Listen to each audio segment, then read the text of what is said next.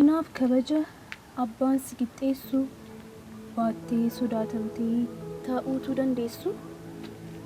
Aangoon kan si caalu hin jiru tokkollee, humni kee morqamu sanuma yoomillee, nama ta'uun iyyuu tasa kan si hin mallee.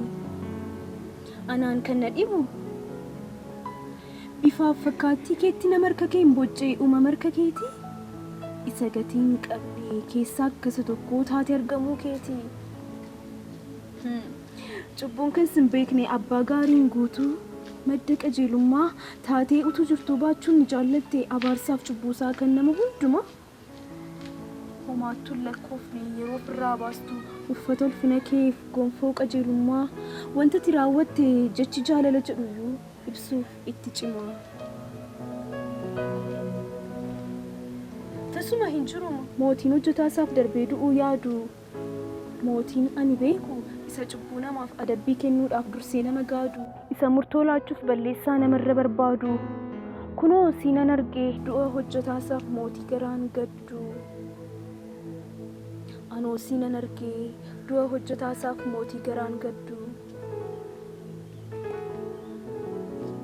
Wanta dinqisiisaan ati dhuftee goote gad of deebisuudhaan ol keessa dhufuu natti agarsiiste. Dhalachuu keef illee iddoo gad deebi'aa mandaruma xinnoo filatti ofii keef sin madaalu ture dhaluma namaafuu hin ta'uyyuu innoo. Dallaa horii keessatti iddoo namni kamuu keessatti hin dhalanne achitti dhalatte teessuma hin filanne. Gochaan ati goote dhalootarraa kaasee waan hundumaa caalaa baay'ee na barsiise. Hamma uumama keetiin nama foon qabeessaan arrabsamtutti illee jaalala kee ibsuuf hundumaa raawwatteen atomaayyuun illee. Foon qabeessa taate sanaayyuu cubbamaa, ofiin gad of buustee taate gadadamaa, harka namaa buutee gochuutu dandeessu ati waan hundumaa.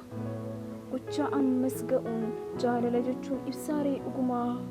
Hundumaa kee dhiistee naaf ta'uuf hundumaa. Gadi buutee dhuftee duutee si fannisnaan fannifamtee yaada abbaa kee hundaa gootee gochaa kee hundaan na harkistee na boojitee siin lubbuun koo baduu ooltee.